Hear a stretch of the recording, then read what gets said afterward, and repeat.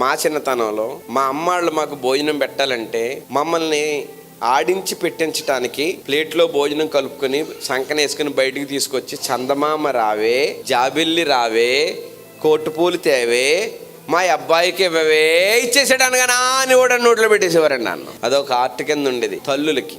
కానీ ఇప్పుడు సంకన బిడ్డను వేసుకుని చందమామను చూపించే తల్లులు లేరు. సెల్ ఫోన్ చూపించే తల్లులు ఉన్నారని ఎంత ఎలా ఒప్పేసుకుంటున్నారో చూడండి. ఏం చూపిస్తున్నారు? Cell phone.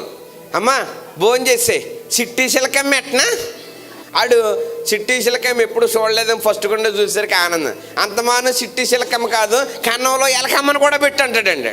కన్నంలో ఎలకమ్మ అయిపోయిన తర్వాత గోడ మీద పిల్లమ్మని పెట్టి అంటాడండి. పోనీలా పిల్లోడు ఏదో రకంగా తిండి తింటున్నాడు కదా అని ఓ రోజునేమో గోడ మీద ఏమో పిల్లమ్మని, కన్నంలోనేమో ఎలకమ్మని, చిట్టి చిలకమ్మని పెట్టి ఏం తినిపిస్తున్నావు?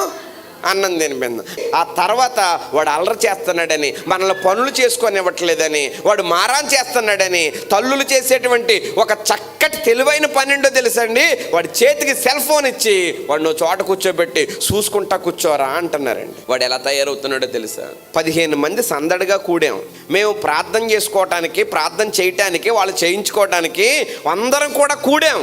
ఈ లోపల ఒకళ్ళు ఏమండో ప్రార్థన అంటారు, అక్కా ప్రార్థన అంటారు, చెల్లి రావే అంటారు, పిల్లోడా రావే అంటారు. ఇంతమంది నరుపులు అరుస్తుంటే పట్టనట్టుగా పడుకొని ఉన్నాడా పట్టుమని 5 సంవత్సరాలు కూడా నిండని పిల్లోడు. నాకు అనవసరం వాళ్ళు ఏం మాట్లాడుకుంటున్నారు, నాకు అనవసరం వాళ్ళు ఏం చేస్తున్నారు. నేను మాత్రం సెల్ ఫోన్లో మునిగిపోతాను. నేను ప్రార్థన చేయటం మానేసి, అమ్మా ఫోన్ ఇలా అలవాటు చేశారు పిల్లోడికి, తర్వాత పర్యవస్థానం మీరు చాలా బాధగా అనుభవించవలసి వస్తుంది. ఊరుకోడండి అయ్యగారి, ఊరుకోడండి, ఊరుకోడు. తర్వాత నీవు ఎందుకు ఇలాగైపోయింది అనుకునే పరిస్థితి నీకు వస్తుంది. ఒక వీడియో తీసి చూపించానండి. ఆ వీడియోలో ఇలాగే ఒక పిల్లోడికి సెల్ ఫోన్ అలవాటు చేస్తే ఆ పిల్లోడు మైండ్ అంతా కూడా అదే పట్టేసి ఏమైందంటే ఇంకా ఆడి చేతిలో ఫోన్ లేకుండానే ఆడి చేతులు ఎలాగనేసుకోవటం మొదలుపెట్టాడు. వాడి యొక్క మానసిక స్థితిని బాగు చేయడానికి హాస్పిటల్కి తీసుకుని వెళితే ఐసీయూలో ఆ బిడ్డను పెట్టి ఆ బిడ్డకు వైద్యం చేయిస్తూ 4 డాక్టర్లు మాట్లాడుకుంటున్నారు, వీడిని ఎలాగ మనం బయటకు తీసుకురావాలి. దీనికి కారణం ఎవరంటారండి?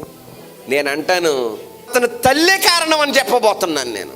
మీ బిడ్డకు ఫోన్ ఇచ్చి వాడు మీరు ఆడుకుంటున్నారు కదా అని సంబరంగా వదిలిపెట్టేసి మీరు నిద్రమత్తులోకి వెళ్ళిపోయారేమో, చింపి గుడ్డలకి కారణం అయిపోతుంది.